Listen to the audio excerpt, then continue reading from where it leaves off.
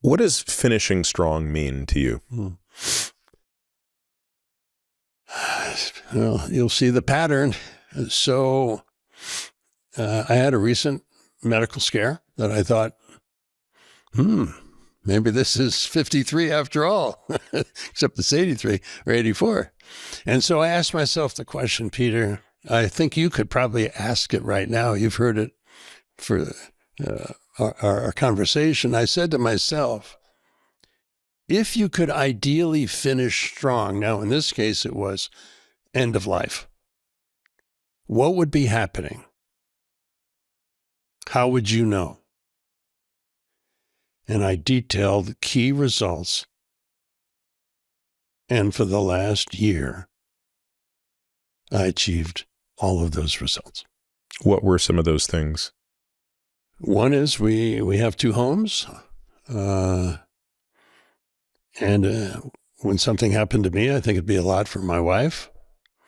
And so I said, I need to find an environment for her that would provide a lifestyle.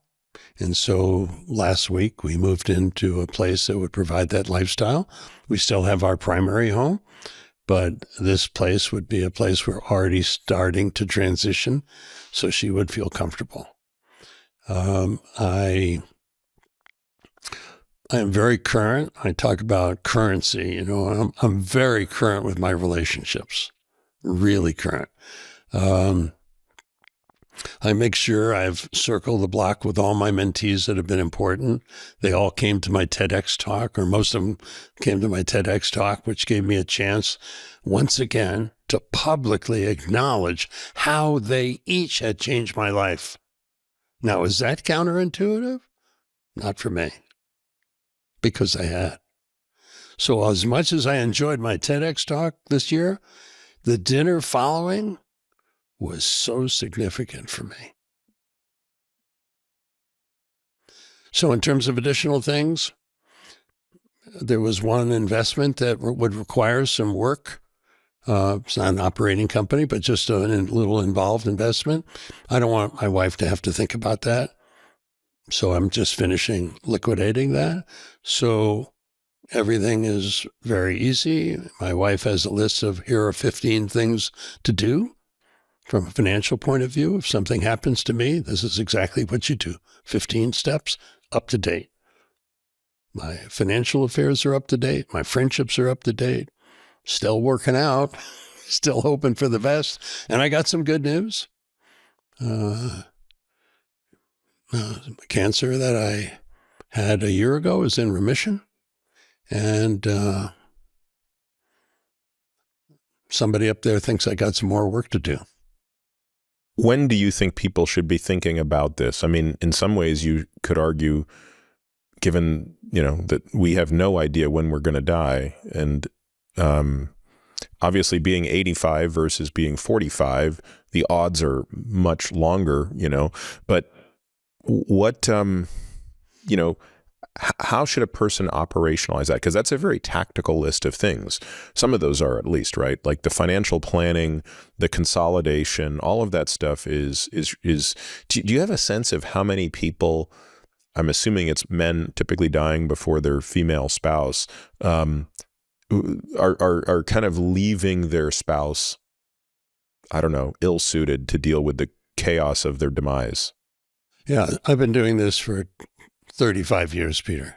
So this one was a little grander. Before, I always had my estate in order and provided life insurance and homes and the things that are for their comfort. This one was really this one had a different tone to it. I also want to say that I think we wait too long to give it now. And part of what I accelerated was, I've been spending the last 30 years in philanthropy. I accelerated that program. And not just for nonprofits, but for people who have been important to me, but haven't been as successful. I accelerated it. Is it normal? No. Are you worried about giving people money? A little, but I'm worried more about not. Same thing. It's not customary. I understand. And one person said it's difficult. Of all the people, one person said, I just can't do it. I said, well, Meaning one person couldn't accept the money. it. Mm. And I said to them, I really understand. And I appreciate you being so honest about it. But let me tell you a little story. And that is, you're keeping me from the pleasure of giving a gift. So give some thought to it. She said, I can't keep you from that pleasure. And I gave it to her. How much of this do you think your twins have naturally been infused with through the osmosis of your example? Well, I have had evidence that the modeling is more important than the speaking. And I'm very proud of them. And I think they get the message, and they'll do it in their own way, with their own approach. And how much of this is something that you think happens between parents and children as well? In other words, do you find yourself also having the same discussion with your kids and with your wife? And I can't imagine you don't feel that way about them. I know how much I do, right? I sort of look at my wife and my kids and acknowledge that without them, I'd be in a pretty rough situation.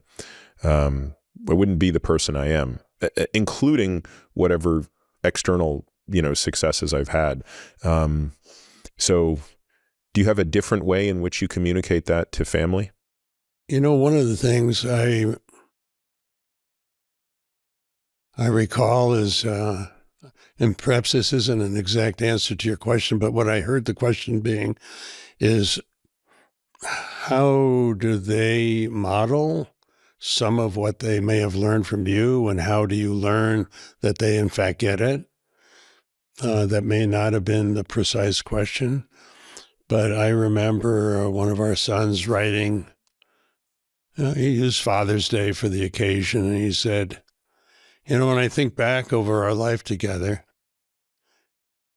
he always gave me footsteps to follow when I needed someone to lead. He always walked behind me when I needed encouragement. And you always have been by my side when I needed a friend.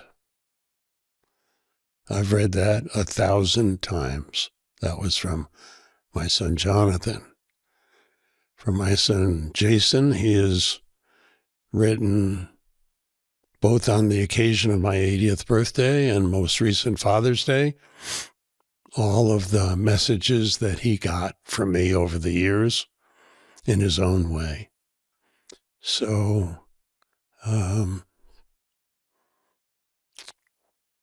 means a lot to me. As a matter of fact, one thing I wanted to highlight was when I was going through this, and this is really what I've learned in the last year that I never knew beforehand. When I was kind of thinking that this could be the final year, for sure, and there were some other issues going on that I was also preoccupied with. At the end of the day, I have a portrait of the 44 people on my journey in my office. I have next to that pictures of my mentees.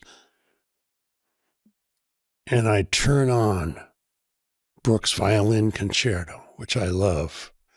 And I go one to one. There are probably almost 60 lives that I touch during it, reminding myself of what they had given me. I feel so blessed. I have so much oxygen. I have never been in a better place than in the toughest year of my life this past year. That's just amazing, Walter. And I certainly don't doubt the sincerity of how you say that. But again, that's a very counterintuitive way to describe what could easily be the last days of your life, the last year of your life.